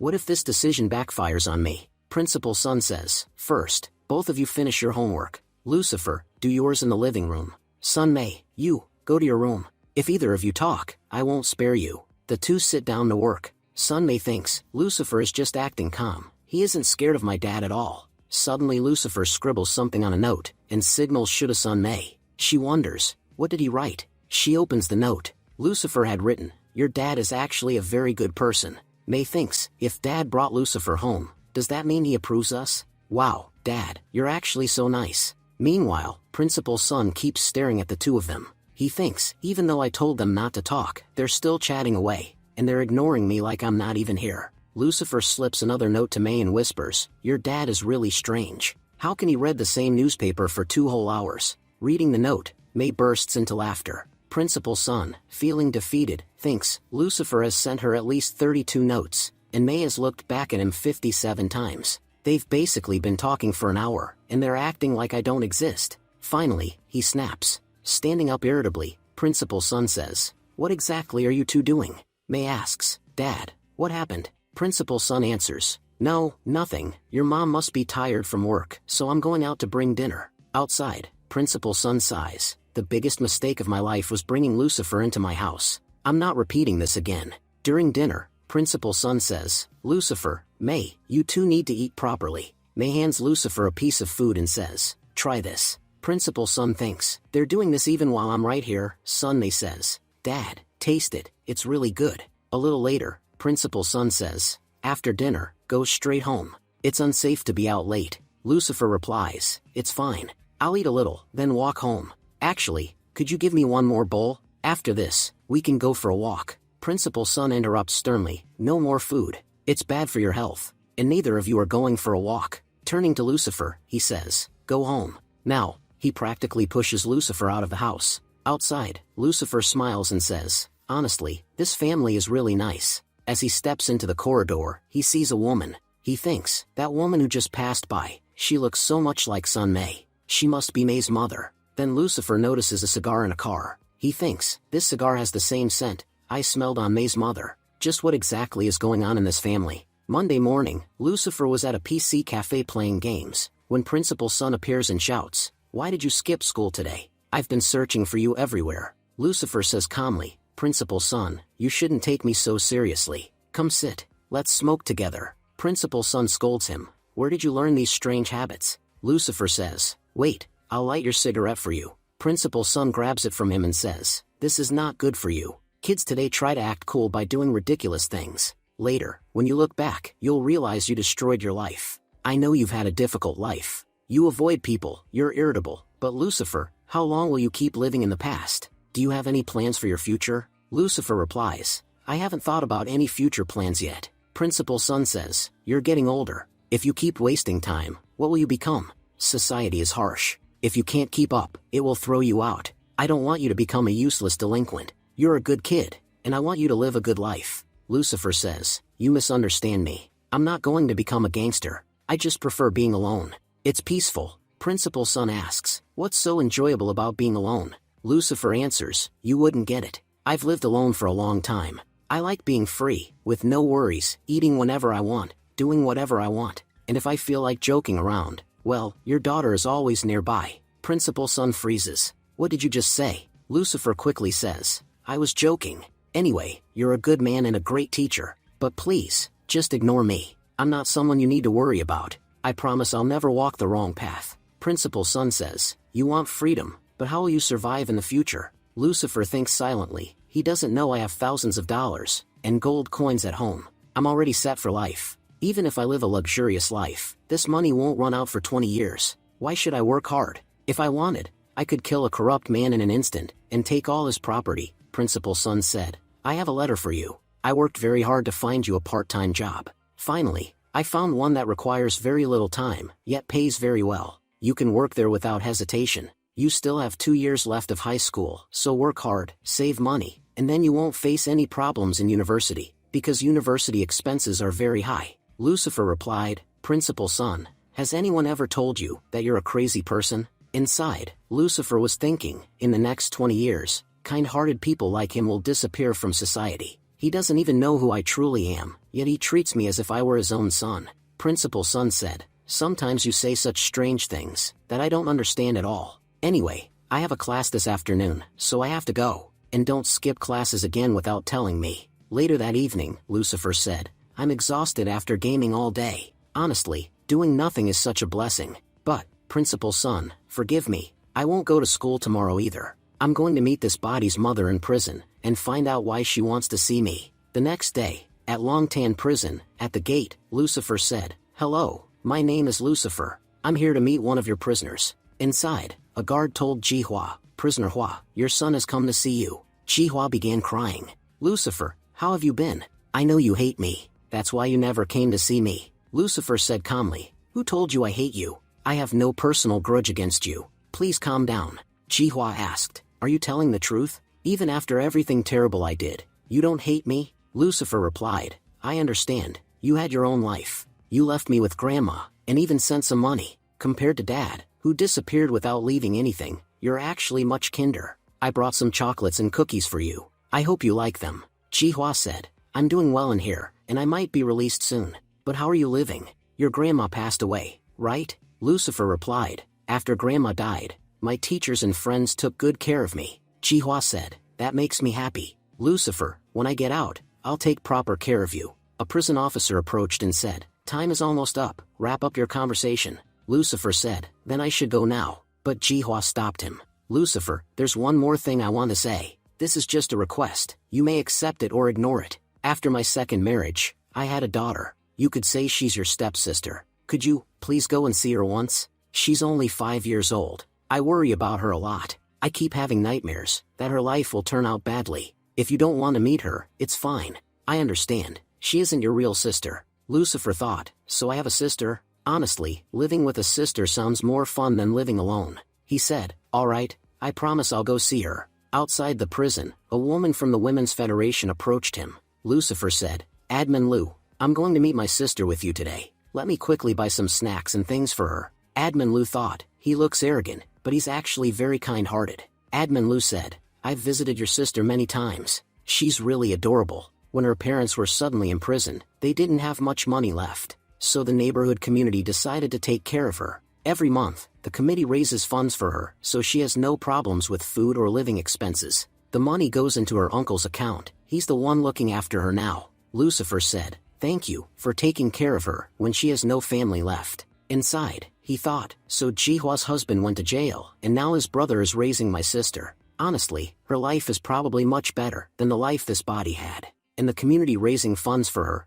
I have to appreciate them. At room number 602, a woman opened the door. Admin Lu, welcome. Admin Lu said, this is Uncle Gu, and this is Aunt Feng. Uncle Gu is the child's uncle, and this is Lucifer. Uncle Gu said, Lucifer, who are you? I didn't recognize you. Lucifer said politely, sorry to bother you. I'm here to meet my sister. I'm Jihua's son. Uncle Gu said, oh, so that's how it is. Come inside, sit down. I'll ask my wife to bring your sister out. She's very shy. She usually stays inside her room. Aunt Feng called out, Freya, your elder brother is here. Call him brother. The little girl peeked out and said softly, hello, brother. How are you? Uncle Gu said, raising children is difficult, especially shy ones who hardly talk. Aunt Feng added, Freya is very picky about her things. The sweater she's wearing, she chose it herself. And it wasn't cheap. You all chat. I'll go bring lunch. Lucifer peeled a banana and handed it gently to Freya. Freya, blushing, thought to herself, how can I accept this? Uncle Gu said, your brother is giving you something to eat. You should take it. Only then did Freya happily accept the banana and begin eating it. Lucifer said, Freya, I brought many things for you. Would you like to try these snacks? Just as Freya was about to take them, another child ran over and snatched the snacks away. That boy said, Freya isn't used to eating expensive food. This is all mine. Uncle Gu explained, that's my son. He and Freya always play together. Lucifer replied, oh, they're the same age? It must be tough taking care of both of them. Uncle Gu sighed, you're absolutely right. Then Aunt Feng came out and said, I've prepared lunch. Everyone, please come eat. While eating, Aunt Feng said, Freya, you should eat properly. And Lucifer, you too, the food is very tasty today. After lunch, Lucifer and Admin Lu stepped outside. Admin Lu said, honestly, Freya's uncle and aunt are quite kind. Otherwise, after her parents were arrested, who would have taken care of her? The good thing is, Her life hasn't been ruined. Lucifer, please don't worry, our Federation will always look after your sister. Lucifer replied, thank you, truly. Admin Lu said, well then, I'll leave. I have a lot of work. Lucifer thought, Admin Lu is sincere, but she's too young and lacks experience. She says Freya is doing fine, but she didn't notice anything. When I entered the house, I saw many clothes drying on the balcony, but not a single item belonged to a 5-year-old girl. This means Freya has very few clothes. Her guardians lied, saying she is picky about clothes. Her sweater was neat, but clearly not new. Anyone could tell it was 2 or 3 years old, and not even a girl's sweater. It was meant for a boy. Probably Aunt Feng dressed Freya in her son's old sweater. During lunch, that 7-year-old boy was misbehaving, yet kids that age can usually eat properly. But Freya didn't leave even a single grain of rice, and she ate her chicken very carefully. That made it obvious, she doesn't get enough proper food. These people, Uncle Gu and Aunt Feng, are greedy. They kept Freya only for the money, but they don't spend a cent on her. Now I understand why Jihua was so worried about her daughter, and why she begged me repeatedly to check on her. Normally, I don't care about such things, but in this world, I have no family, and she is the only family member I have. I cannot let her suffer. Lucifer went to Uncle Gu's door. Just as he was about to knock, Uncle Gu opened it. Inside, Lucifer saw Aunt Feng beating Freya. Aunt Feng was shouting, I told you to stay silent when I hit you. If the neighbors hear you, what will they think? I told you to wash the dishes, but you broke a bowl. We don't get thousands of dollars to raise you, we only get $200. And now you break things, and make us suffer losses. Uncle Gu saw Lucifer and snapped, boy, what are you doing here? Lucifer, furious, said, how dare you lay a hand on my sister? He kicked Uncle Gu hard. Lucifer continued, you were pretending to be nice earlier, but the moment we left, you started beating her. Aunt Feng charged forward, how dare you hit my husband? Lucifer said coldly, move aside, or I won't spare you either. He grabbed Uncle Gu by the leg, and dragged him across the floor. Uncle Gu panicked, what are you doing? Let me go. I will call the police. Just then, the grandmother stepped forward. Let go of my son. Lucifer glared at her. You old woman, do you think you can stop me? Weren't you ashamed? Your daughter-in-law was beating your granddaughter, a 5-year-old child, and you stood there watching. But now that your son is in trouble, you suddenly care? Shame on you. The grandmother shouted, you're just as worthless as your mother. She married my son, and then gave birth to this demon. Ever since she was born, my son's life was ruined. He was living well, but who knows what evil luck she brought. He ended up in prison. Lucifer replied, your son went to jail, because of his own crimes. This child did nothing wrong. So why are you calling her a demon? Then Lucifer lifted Uncle Gu, and hung him out the window. Uncle Gu screamed, someone help me. This boy will kill me. Lucifer growled, if you utter one more word, I'll drop you without hesitation. He turned to the old woman. And you, if you take even one step forward, I'll throw your son down right now. Aunt Feng grabbed the grandmother and said, Mom, don't move. If he gets angry, he'll drop him. And Lucifer, please calm down. Put my husband down.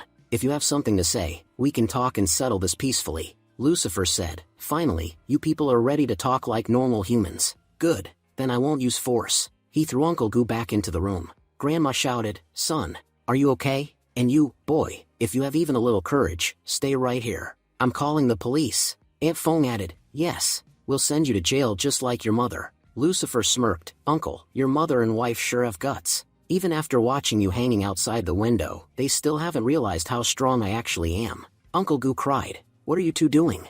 I'm the one who's going to die. Lucifer, please calm down. You're like a family member to us. Lucifer replied, you're saying all this way too late. He walked into the kitchen and picked up a knife. Grandma screamed, if you want to kill my son, you'll have to kill me first. Lucifer said coldly, you're lucky. I'm not in the mood to kill anyone today. But if you don't stop your disgusting behavior, I will kill someone in this house. Aunt Feng shouted, if you do anything, the police will arrest you. Lucifer replied, I'm still underage. Even if I kill all of you, I'll be out in 2 or 3 years. So don't test me. I can kill you. Uncle Gu trembled. Didn't you hear me telling you to calm down? Lucifer, there's no point fighting.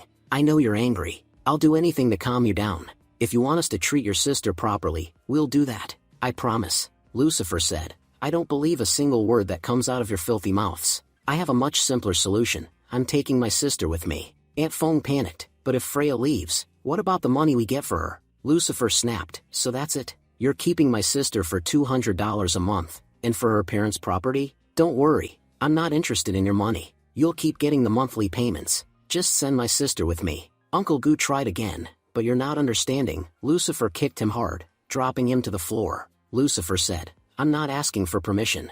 I'm telling you, if you have the guts, say no. But what happens afterward will be very dangerous for you. Remember, your son is just 7 years old and goes to school. Aunt Fong broke down. Fine. Take your sister and leave. Just never come back, ever. Lucifer sighed. That's what I've been trying to say from the start. You people created all this unnecessary drama. He knelt beside Freya and said softly, do you want to come with me? I'll make sure you eat on time, and no one will ever hit you again. Freya, crying, said, if you don't hit me, then I'll go with you. Lucifer smiled. I promise. From today, call me brother. What's your name? She said. My name is Gufreya. Lucifer replied, this family is horrible. You don't need to use their surname ever again. He took Freya's hand and began walking toward his home. Outside Lucifer's house, he was surprised to see son May standing there. May said, Lucifer, you finally came home. Lucifer asked, May, what are you doing here? May replied, I called you at least 100 times since morning.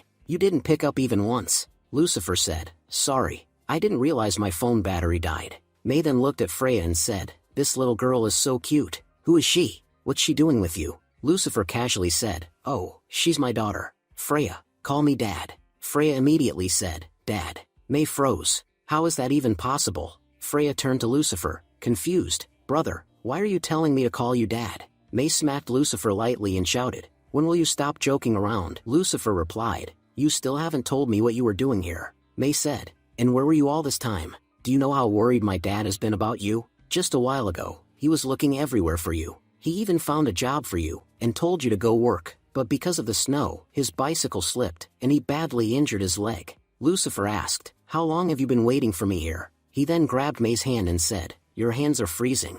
You must have waited for me for a long time. May quickly replied, no, that's not true. I just arrived. Lucifer nodded, all right then, let's go. May asked, where are we going? Freya thought to herself, is this girl my brother's girlfriend? Lucifer said, it's really late, and it's getting colder. Let's go eat something hot. Soon, they arrived at KFC. Lucifer said, I don't understand why your dad worries so much about me. Sometimes, he really overdoes things. May replied, you don't know what happened to my dad in the past. Some time ago, he wasn't a principal, he was a teacher. He once brought a student home for dinner. That child lived alone and had no family. He wasn't good at studying and was always fighting. My dad tried to advise him, telling him that fighting wouldn't benefit anyone. He even promised to help him find a job. But the boy didn't listen. He pushed my dad away. Later that night, the boy came back crying and apologized. But my dad didn't forgive him. He believed the boy was dangerous, because he couldn't control his anger. A few years later, that boy was found dead on the road.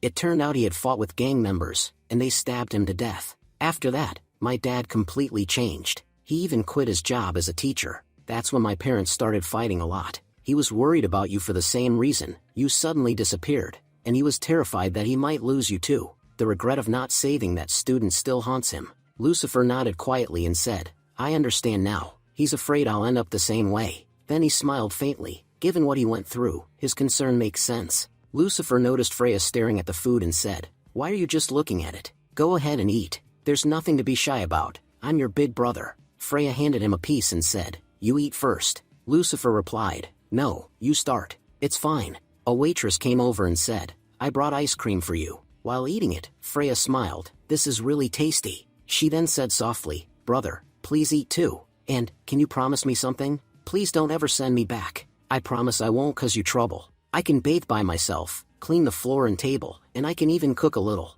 I'll help you with everything. Lucifer said gently, I told you, you don't need to act like that. From now on, you'll live with me permanently. You'll never have to go back to that awful place again. Freya replied seriously, I promise I'll never do anything bad. May asked Lucifer, surprised, is she really your sister? You're so rude and arrogant, but she's so sweet, and you don't even look alike. Lucifer smiled, that's a long story. He then said to May, tell your dad you're having dinner with me, or he'll worry. May replied, he won't notice. My parents are fighting again today, and their arguments usually last a long time. Before, my dad never fought back, but recently, he started responding. My mom is always busy and rarely comes home. When she does, it feels like she's just looking for a reason to fight. Lucifer said, you're still a child. You shouldn't get involved in adult matters. May nodded, my dad says the same thing. He gave me 50 yuan today, and told me to go enjoy myself, since the atmosphere at home wasn't good. Lucifer laughed. Then give me that money.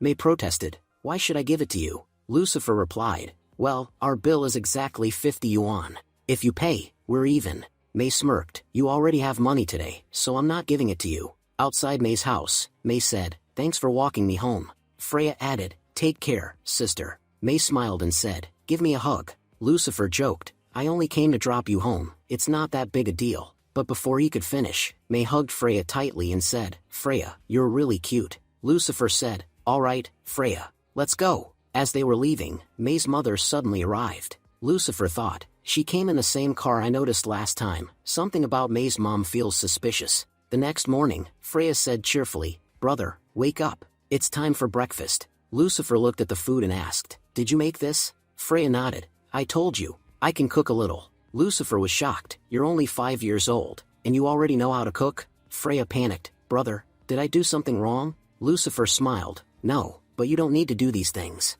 Still, the noodles are really delicious. Freya said, please eat quickly so you can go to school, or you'll be late for no reason. Lucifer replied, if I go to school, who will take care of you? That's why I'm skipping school today. Then he thought, even though she's taking care of me, she's still only 5 years old. Freya said quietly, I can take care of myself. I don't want to become a burden. Otherwise, one day you'll hate me, and send me back. Lucifer immediately said, don't worry, I'll never send you back. And stop crying, I'm going to school. Freya smiled, yes, you should go to school. It's important for you. After school, Lucifer said suddenly, where's my bicycle? I clearly remember parking it here, but it's gone. Lucifer walked up to the security guard and asked, has my bicycle been stolen? Did you see who took it? The security guard rubbed his eyes and replied sleepily, is school already over? I had a really good nap today. Lucifer sighed and said, all right, fine. I'll figure out myself who took my bike. Later, Lucifer brought a new bicycle and locked it to a pole. He thought to himself, whoever stole my bicycle will definitely come back to steal this one too. All I have to do is stand at a distance and watch. Soon enough, 2 men approached the bicycle. The man wearing a cap said, hurry up and break the lock before someone shows up. The 2 men took the bicycle and left. Lucifer smiled inwardly, they've walked right into my trap. The scene shifts to the black market, Lucifer said. I'm not surprised at all that they brought the bicycle here. This place sells the best quality stolen goods anyway. The 2 thieves approached a bald man and said, boss, we've got some new merchandise. The bicycle is brand new and excellent quality. The bald man asked, where did you get it? One of them replied, we picked it up from the Jingling district. It's pretty far from here. The bald man nodded, all right, come take your payment. One thief hesitated and said, boss, this bicycle is completely new. Shouldn't we get a little more money? The bald man snapped, stop talking nonsense and take what I'm giving you. Just then, someone arrived at the gate and tried to open it. The bald man shouted, hey, what are you doing here? Lucifer replied calmly, sir, I have a question for you. The bald man growled, I'm not answering any questions. Get out of here right now. Instead, Lucifer pulled out a chain, stepped inside, and closed the gate behind him. The bald man sneered, kid, I'll give you a chance to run. If you don't, you're done for. Lucifer replied coldly, I'll give you the same option. Tell me where you've hidden all your money, and you'll be spared. The bald man laughed, are you threatening me? Do you even know who I am? The narrator explains, this man's name is Wu Dali. When he was younger, he spent 2 years in prison for fighting.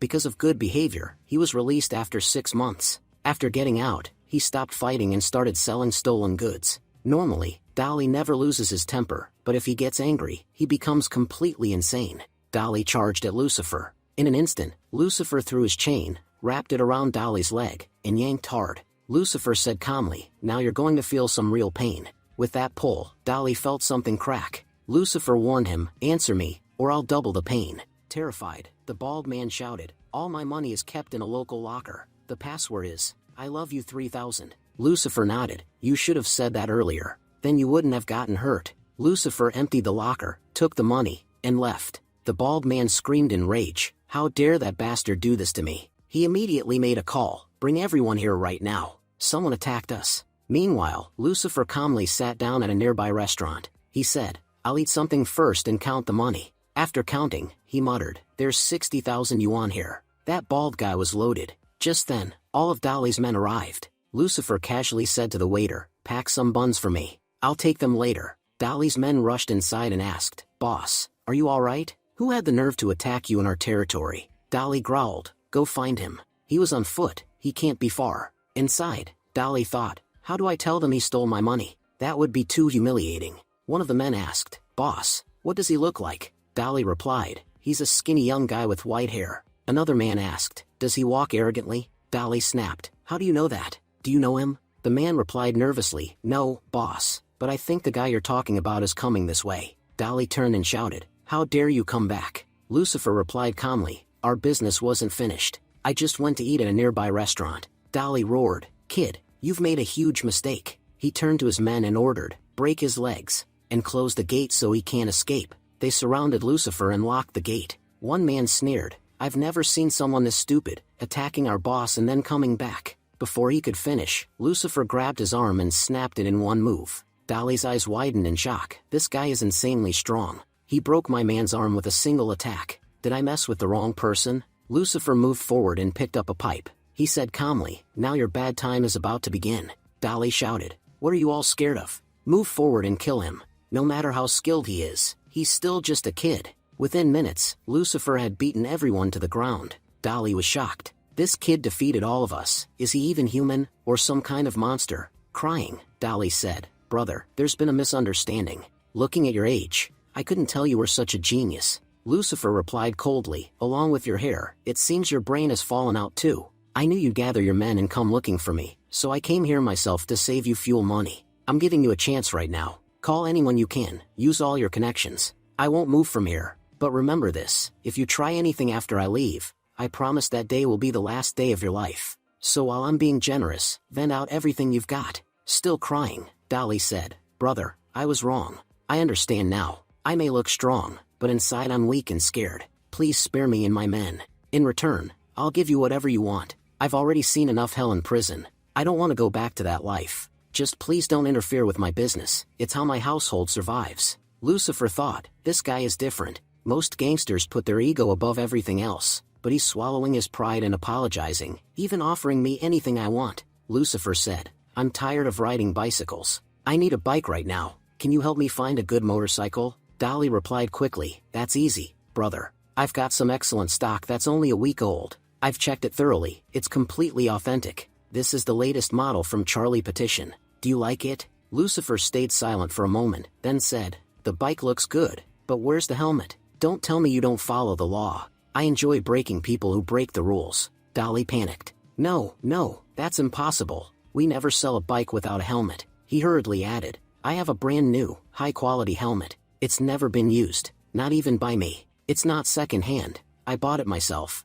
I thought it would look cool when I rode a bike, but I never used it. Please take it. Lucifer nodded. All right, I'll trust you, but there's still one problem. I really hate bald people, especially those who shave their heads on purpose. Do you think showing off your bald head makes you scary? Most gangsters go bald just to look cool. Are you planning to become one? Crying, Dolly replied, brother, you've misunderstood. I didn't shave my head. When I was your age, I had thick black hair. Then a famous brand called Tribal Hair Oil became popular. They claimed it promoted hair growth. At first, my hair grew rapidly, but then I started losing it badly. Within 2 or 3 years, I became completely bald. The shopkeeper who sold me that oil guaranteed it. I went to confront him, and that's how I ended up in prison. My entire life was ruined because of my hair, and now you're saying I shaved it on purpose. Lucifer sighed. All right, don't cry. I understand, hair loss is a serious problem. Lucifer rode away on Dolly's motorcycle. On the road, he ran into Sun Mei. He slammed the brakes and stopped in front of her. Sun Mei shouted,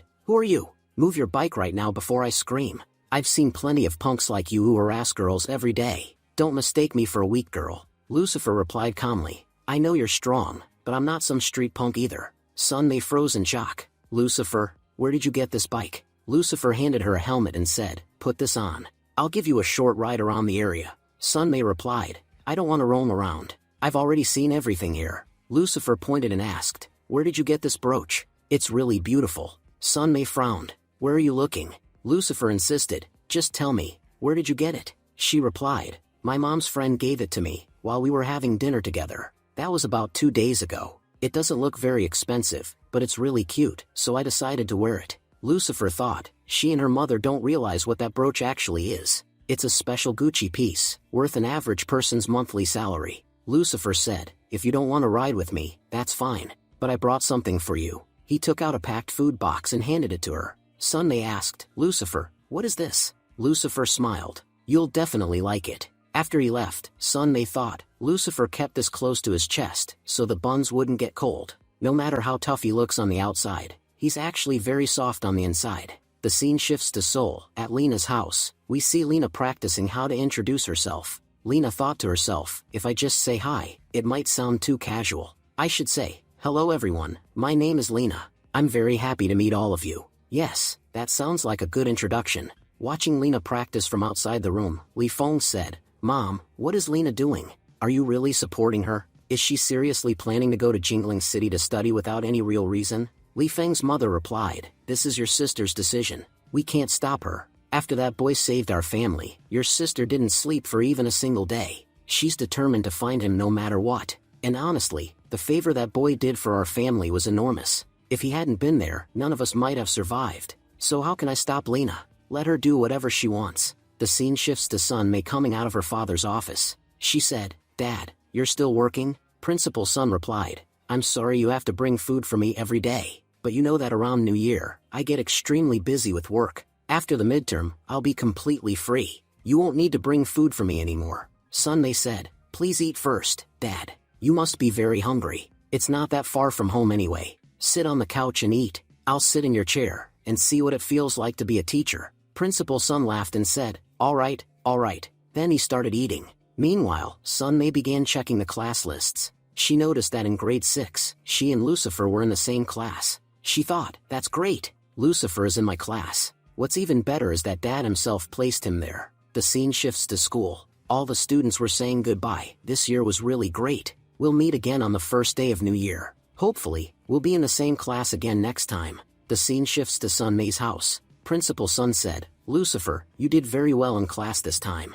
I hope you perform just as well in the next semester." Lucifer replied, "Thank you, Principal Sunday." At the same time, Lucifer thought, "My copying skills are amazing.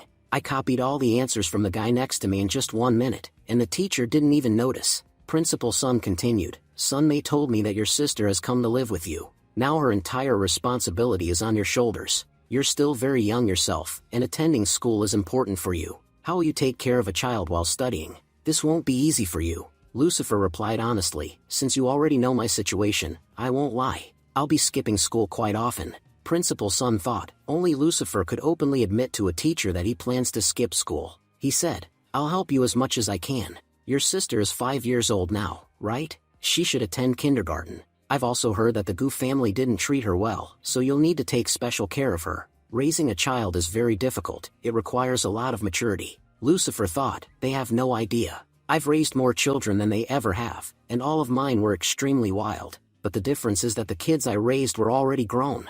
They trained with me. They weren't kindergarten kids. I can't turn my sister into a spy. I should accept their help and enroll her in kindergarten. That way, I'll have more free time, and after Firefly, I still have many people to save." Just then, someone knocked on the door. Principal Sun said, "Sun Mei, go open the door. Your mom is home." Opening the door, Sun Mei asked, "Mom, how was your day?" Her mother replied, "It was very good."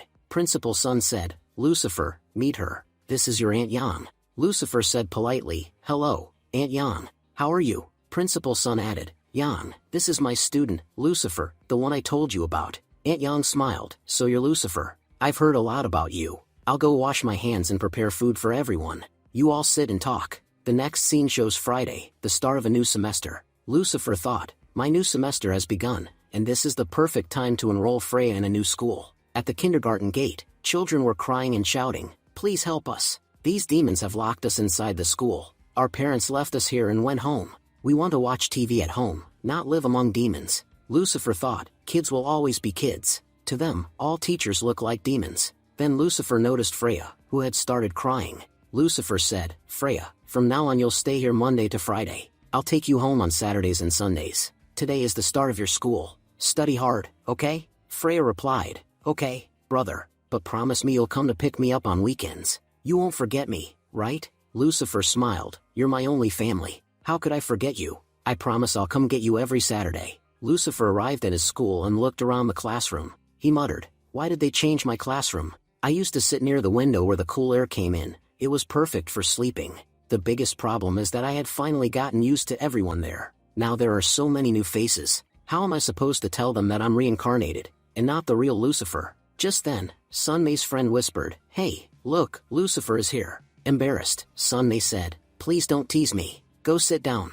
Other students whispered, "John gave Sunmay a love letter, right? Now they're in the same class. Looks like sparks are going to fly." Lucifer sat down in the seat next to Sunmay. She asked, "Are you sitting here?" Lucifer replied, "Do you have a problem with that?" At that moment, Principal Sun entered the classroom. He announced, "From now until graduation, I'll be your class teacher. You're senior students now, so behave responsibly." Then he pointed at Lucifer and said, "Lucifer, why are you sitting there? That back seat is yours. This semester, we'll be watching you closely so you don't cheat." Lucifer sighed, "Principal Sun, you really never change." As Lucifer walked toward the back, we see another student thinking, "Please don't sit next to me. I finally got the back seat by luck, where I can quietly read novels. If you sit here, you'll find out everything about me." But just then, Lucifer came and sat in the back seat. Seeing this, the boy sitting there started crying and said, "Brother, tell me one thing. What possessed you to give a love letter to the principal's daughter? And now you've come and sat next to me. Because of you,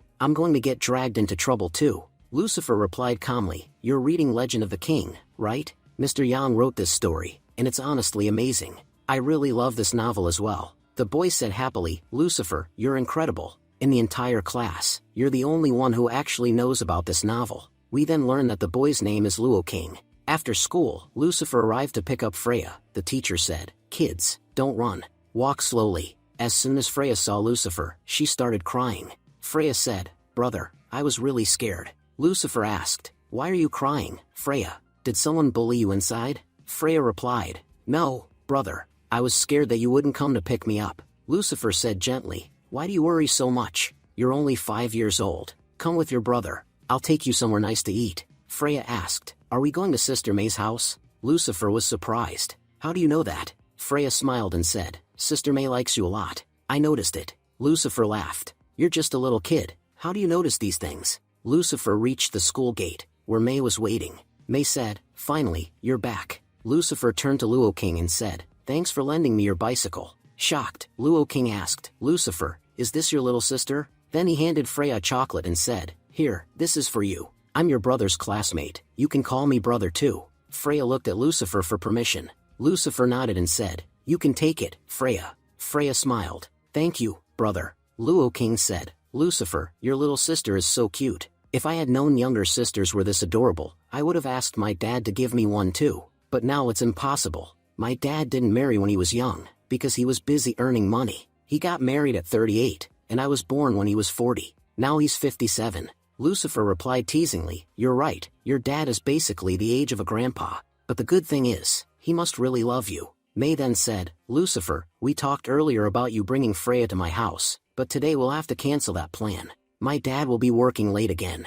The Education Bureau is coming soon to inspect our school, and you know our school used to have a bad reputation. My dad is working really hard to improve its records." Luo King suggested, "In that case, why don't we go to my house? There's a game room nearby. We can play games, and there's a new KFC next to it. We can eat chicken wings. Today's party is on me." They arrived at the game house. Luo King said, "You three play games here. I'll play another game over there." He thought to himself, "Brother Lucifer, I'm giving you time to spend with sister-in-law. Enjoy it. Don't worry, I won't be the third wheel." Lucifer thought, "In this world, the most loyal thing is men's friendship. I met this guy just today, and he's already doing so much for me." May said, "Lucifer, we should go play basketball. It'll be fun." Lucifer replied, "You go play with Freya. I'll go to the restroom for a bit." At that moment, Jiaoda entered the game room with his men. One of them said, "Brother Jiaoda, you've had quite a lot to drink today." Jiaoda laughed, "Today is for enjoyment. I've been stuck in that rotten hospital for so long. My mood was completely ruined, but I finally got discharged this morning. So today, we celebrate properly." Suddenly, one of his men pointed and said, "Brother Jiaoda, look over there." Jiaoda looked and saw Sun Mei. He grinned. "Looks like today just got even better. We have plenty of time to have fun." His men surrounded Freya and May. Freya cried out, "Brother, please come help us." Just then, Lucifer arrived. Lucifer said coldly, "Jiaoda, you're back from the hospital already?" Annoyed, Jiaoda snapped, "Who dares to interrupt me? Can't you see I'm spending time with my girlfriend?" But the moment he noticed Lucifer, he froze in fear. One of his men shouted, "Kid, get lost. Brother Jiao is with his girlfriend. Who do you think you are to interfere? If you dare do anything, Brother Jiao will kill you." Suddenly, Luo King stepped forward. "Who dares talk about killing my friend? Lucifer, don't be scared. I know how to deal with people like this. These guys think you're weak, so they came to bully you. Watch how I chase them away." He shouted, "Who's threatening my friend? Come stand in front of me." One of Jiao Da's men stepped forward. "You wanna fight me? I'll knock you down right now." He raised his fist and said, "One punch from me, and you'll remember it for the rest of your life." Luo King replied calmly, "Before you hit me, listen carefully. My father's name is Luo Dashin. If you still have the courage, go ahead, hit me." The moment they heard the name, everyone went pale. Jiao Da stammered, "Your boss Luo's son? Brother, there's been a misunderstanding. We were just talking, no bad intentions. We'll leave right now and never bother you again." Luo King suddenly shouted loudly, "Brother Hulu, come quickly. Someone is trying to hit me. If I get hurt while you're here, what will happen to Dad's reputation?" At that moment, Brother Hulu arrived with his men. He roared, "Who has the guts to touch Luo King? Are you okay? Who tried to hurt you?" Luo King pointed and said, "That guy threatened me. He said he wouldn't spare me." Jiao Da quickly panicked. "I didn't do anything. I'm innocent." Meanwhile, the man who had been so loud just moments ago now shrinks back in fear, hiding behind Jiao Da, unable to utter a single word. What happens next will be revealed in the next episode. Thank you for watching and stay tuned.